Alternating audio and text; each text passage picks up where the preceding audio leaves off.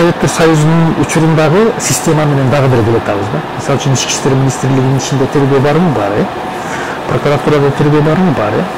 Мына фильм полиция түздүк, азыр экономикалык иштер боюнча кызмат болуп калды. Бирөшүү, экономикалык кылмыштар боюнча бирөшүү кызмат болуп калды. Ал жерде тергөө барбы бары? Биздин укук коргоо коопсуздук, улуттук коопсуздук кызматыбызда тергөө барбы бары? Ушундай чачыранды тергөө учуру бул Советтер Союзу учурунда болгон. Биз ошол менен келе атабыз. А биздин эле кошуналар, мисалы үчүн Казакстан эң биринчилерден болуп тергөө комитетин түзгөн. Бүт тергөөнүн бардыгын ошол комитетке өткөзүп берген.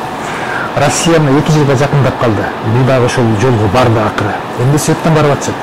Себеби чаржайып башка органдарда тергөө органдарын түзүп койгондо талаш тартыш башталат. Бири-бирине түртмөй башталат. Анан акыры жүрүп келип иштин жыйынтыгын билбей каласың. Мына президенттин кечээ айтып аткан коопсуздук кеңеште айтып аткан себеби ошондой. Мына АКС деген кызматташтык, коррупция менен күрөшүү боюнча өзүнчө агенттик. Мына ошол АКС жылына 400ге жакын иш козгойт экен. А сотко болгон 30 барат экен, үнөмдөгөн. Демек 400 киши менен жөн эле кыйнап, зомбулуктап, сен коррупционерсиң деп калп эле иш козгоюп атабы. Же болбосо ошончо иштин бардыгын сотко жөнөтсө, анан болгон 30 сотко жөнөтсө, демек алар таптакыр өзүнүн кесибин билбеген кишилер бул деген сурет болуп атат. Же атайын коррупция менен күрөшөм деп балким өзүлөрү коррупциялык кылып аткандыр. Сен коррупционер экенсиң, алып келсең ишти бүтүрөбүз деп. Ошондой да сот туулушу мүмкүн да, туура.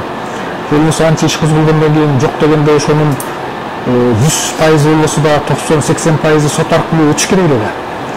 Бул эң биринчи ошол иштин начар, сапатсыз тергелгени ошол жөнүндө сөз болуп да. Биз демек ошол сот реформасын жасаганыбызда бүт комплекстүү реформа жасашыбыз керек. Комплекстүү иш алып барсак, сот реформасын ишке ашырсак болот.